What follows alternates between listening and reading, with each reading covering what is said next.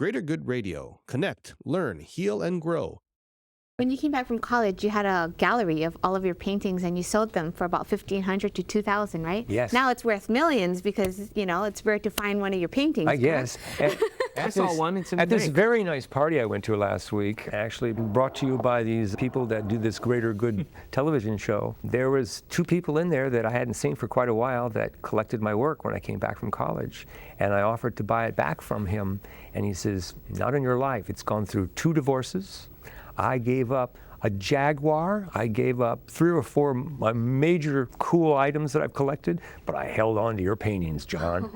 And I said, I'll buy them back for twice as much as you bought them for. I said, I only bought them for $40.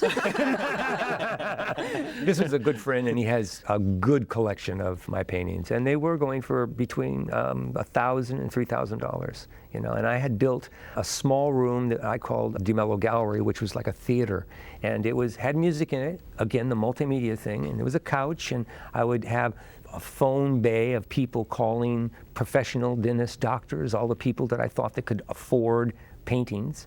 And I would make appointments after work. It was in the Aloha building, and it was a small little room, and there was a table and a glass of wine. We'd talk about art, what kind of art. I'd do some research and kind of understood what they were after and what they were looking for.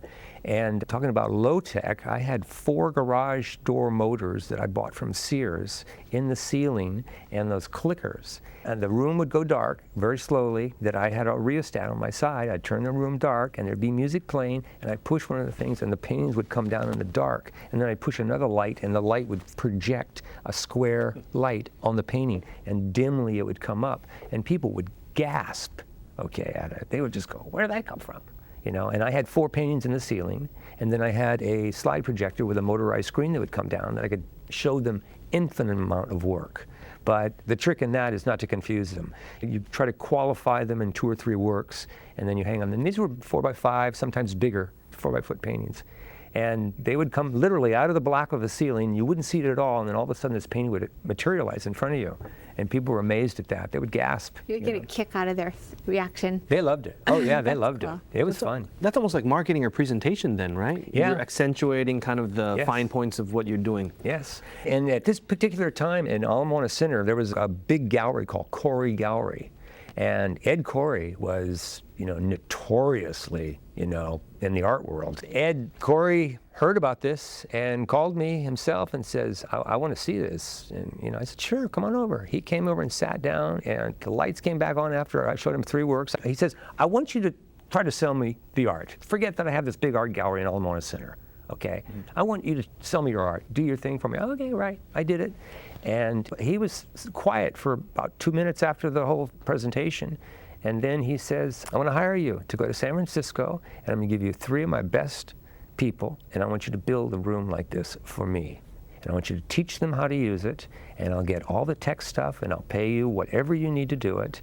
And he was amazed. And I remember some of these things. He says, you're the kind of mind that would redesign a freeway or something that would be just revolutionary, because what I just felt, and this was one of the biggest art dealers in the world. Now, he had a reputation, but he was a big art dealer. And he was flying me to San Francisco and wanted me to reshape this whole room for him down by the wharf. He had this gallery that was going on. Unfortunately, about 30 days later, he died of a heart attack. And I never got to go to San Francisco and never did it. But when I went over to Corey Gallery 6 or 7 months later, they had rooms, but they weren't set up like my room, and they had paintings on the wall, and they had the lady with a rheostat turning the lights up and down really slowly, dimming it because it changes the color of the painting, and it's very interesting. And you have to say, see now, like in sunset it would look like this on your room, and they were doing it obviously by just the communication that Corey told his employees, so they were trying to get into that. They just didn't have the whole technique. I took everyone down to black, and there was music playing, orchestral music playing, and it was a sweep, and it was like a crescendo when the painting suddenly appeared in front of them. And because of lighting and the depth of field, some people felt like, wow, I'm right in this painting. It was only about 7 to 8 feet away from them, but sometimes they would lose their bearing. They didn't know where they were. Am I in this, or is this a movie? Am I in it, or what? There were very interesting reactions. If you resonate with Greater Good Radio, please join our community at www.greatergoodradio.com where you can get access to exclusive content and offerings. Hope to see you soon.